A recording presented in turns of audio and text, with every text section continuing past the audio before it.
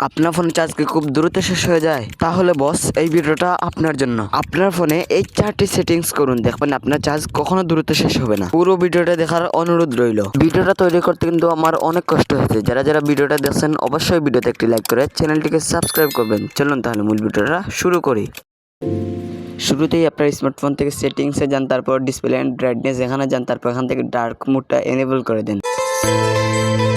Number 2, আপনার smartphone থেকে সেটিংসে যান, সেটিংস থেকে হচ্ছে ইউজার অ্যান্ড অ্যাকাউন্ট নামে একটা অপশন পাবেন, এইখানে জাস্ট একটা ক্লিক করেন।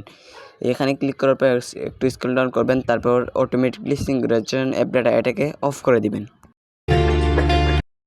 আপনার ফোনের সেটিংসে লোকেশন লিখুন, তারপর লোকেশন সার্ভিসে ক্লিক করুন, তারপর নিচের দিকে আবারও লোকেশন সার্ভিসে ক্লিক করুন। তারপর এখানে একটু স্ক্রল ডাউন করলে দেখতে পাবেন ওয়াইফাই স্ক্রিনিং, এটার উপর একটা ক্লিক করেন। এটার উপর একটা ক্লিক করার পর উপর দিকে এটা অফ করে দিবেন।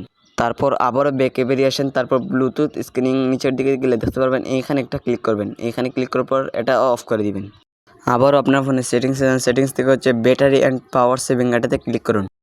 তারপর এখানে ক্লিক করার পর একটু স্ক্রল ডাউন করুন, তারপর এখানে দেখুন পাওয়ার সেভিং, এখানে ক্লিক করুন, তারপর উপরে একটা ব্যাটারি সেভিং অন করে দিন।